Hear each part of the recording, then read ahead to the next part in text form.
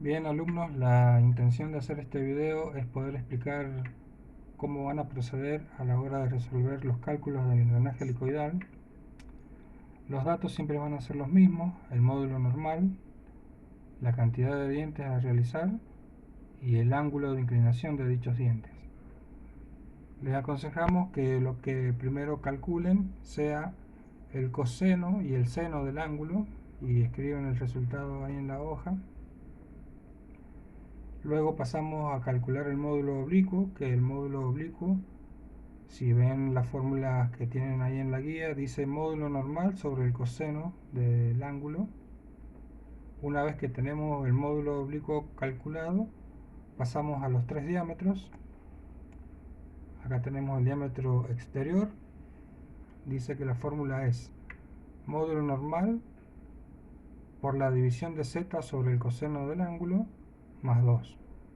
Pero cuidado, porque acá lo que primero tenemos que resolver es la división z sobre el coseno del ángulo que nos haya tocado. A ese resultado le sumamos 2 y recién a ese resultado lo multiplicamos por el módulo normal. Así es el procedimiento en esa fórmula. Si lo hacen de otra manera, les va a dar otro resultado.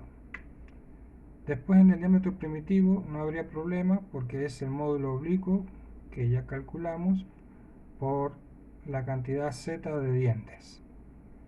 En el diámetro interior, la fórmula es igual que en los engranajes anteriores: diámetro exterior menos 2 veces la altura total. Significa que tendrían que tener calculada la altura total ya. Las tres alturas siguen siendo igual. La altura de cabeza es igual al módulo normal. La altura de pie tiene la misma fórmula que en los engranajes anteriores, igual que la altura total, 2,166 por el módulo normal. El espesor y el paso normal, igual que en los engranajes anteriores, solo que en el engranaje helicoidal se agrega el paso oblicuo, que es paso normal sobre el coseno del ángulo. Luego que calculamos los diámetros y las alturas, lo que vamos a calcular es el paso de la hélice, este componente que solamente lo encontramos en el engranaje helicoidal.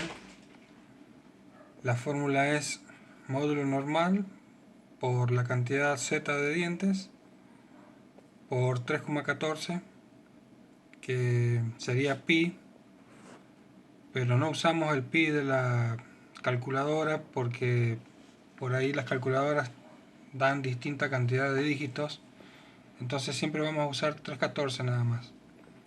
Todo esto sobre el seno del ángulo, en el caso del ejercicio de la guía, 17 grados, seno de 17 grados. Esto le va a dar un resultado de un número grande, que por lo general va de 400 a 1300 milímetros. No se asusten si el número es grande.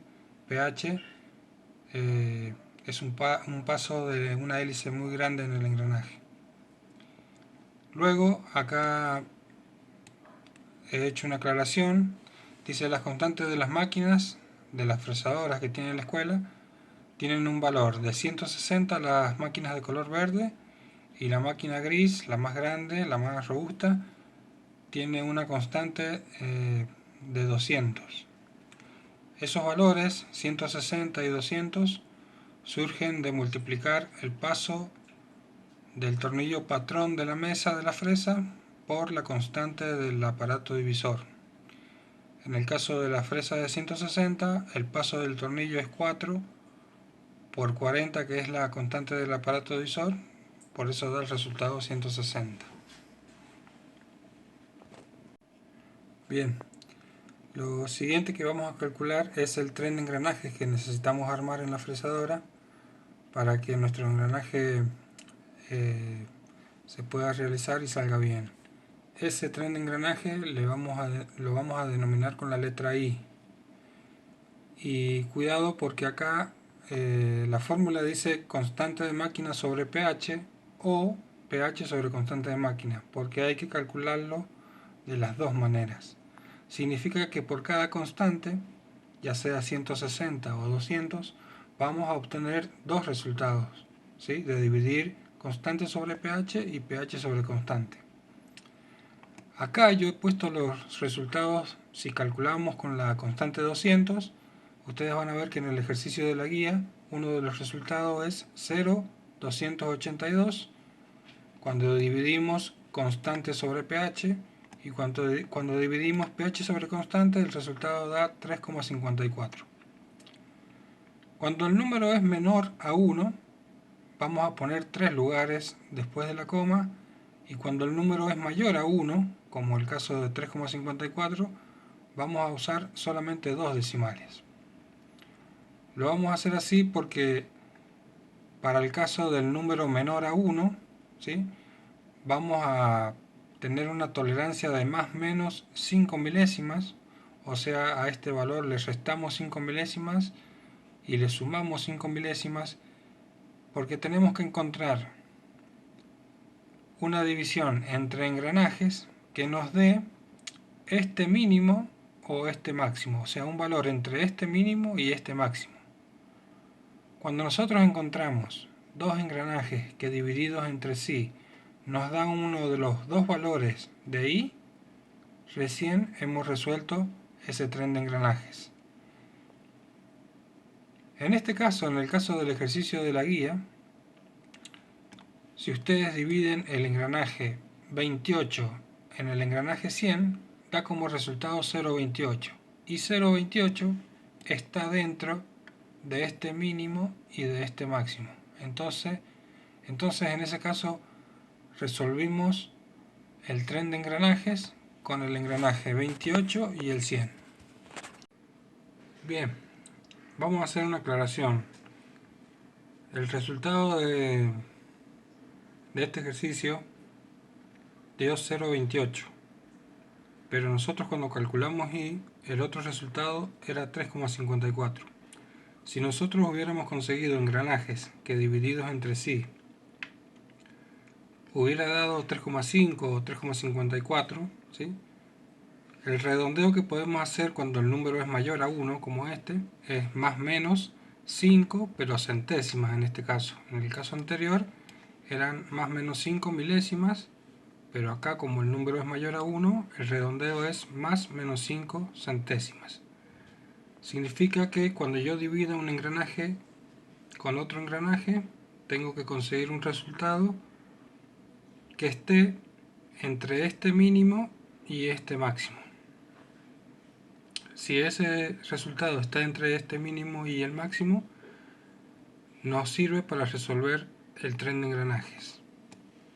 Luego, lo que hay que hacer con esos dos engranajes es identificarlos, porque nosotros usamos el engranaje 28 y el 100. Entonces acá tenemos que tener un Z1 y un Z2. Pero, ¿cuál será nuestro Z1? ¿El 28 o el 100? Bueno, para identificar los engranajes tenemos que irnos al origen de la cuenta. 0,28 resultó de dividir la constante de máquina sobre pH, ¿sí? Entonces vemos que la constante está en el numerador. Por lo tanto, mi engranaje Z1 es el engranaje que está en el numerador. En este caso, el 28. Entonces Z1 es el 28 y el engranaje 100 es el Z2. Hacemos el dibujo del tren de engranaje. Z1 va al eje de la salida de la mesa y Z2 lo colocaremos a la salida del eje del aparato divisor.